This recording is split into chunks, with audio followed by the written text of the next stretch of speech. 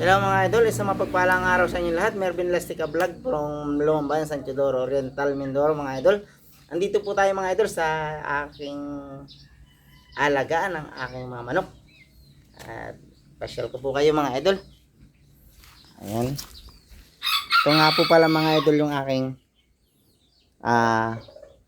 palahian ng aking mga manok. Ayan. Yan po yung kanilang itlogan. Yan.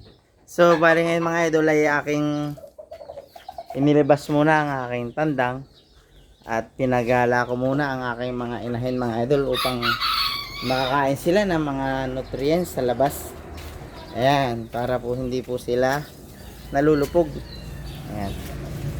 Kaya po minsan mga idol madalang ang umitlog ang ating mga alagang manok pag yung nakakulong lang talaga.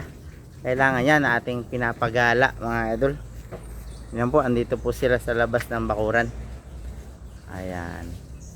So kailangan po paminsan-minsan na 2 times a week medyo pinapagala mo silang ganyan para nakakain sila ng mga iba't ibang nutrients sa labas ng bakuran. Ayan. Ito nga po pala mga idol yung aking materyales. Yan yung aking golden boy.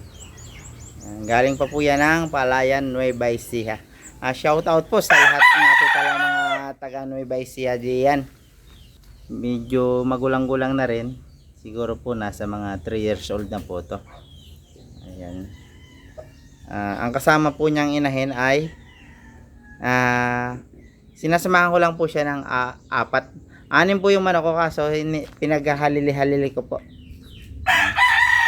Habang po siya ay namamaba, kinukulong ko muna dito yung 2 kasi pag yung 6 baka hindi niya kayang suportahan ng kanyang pamamaba.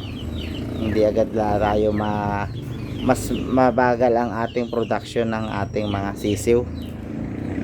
Diyan po umiitlog sila mga idol at pagkatapos pong umitlog iniipon ko, nilalagay ko po muna sa refrigerator upang sa ganun ay hindi po mabugok or mabulok ang ating itlog.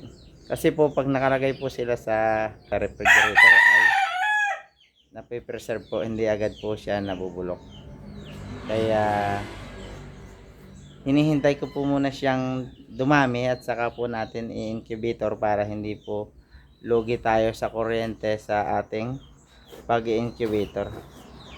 Dahil may bago nga po pala tayong biling incubator mga idol. Naglalaman ng 150 eggs. Ito po yun mga idol. Bali konti lang po yung laman kasi umpisa lang po tayo ng pagpapalahi ngayong season na to. Kaya pinapagala-gala ko po muna yung ating mga inahin sa labas ng ating bakuran upang sa ganun mas mabilis silang mangitlog. So hanggang dito na lang po ang mga bagong kaalaman natin ngayon tungkol sa pagpaparami ng ating mga manok. Maraming salamat po sa inyong walang sawang pagsuporta. Mervin Lastica Vlog po from Lumambayan, San Teodoro Oriental, Mindoro. Thank you so much po mga idol.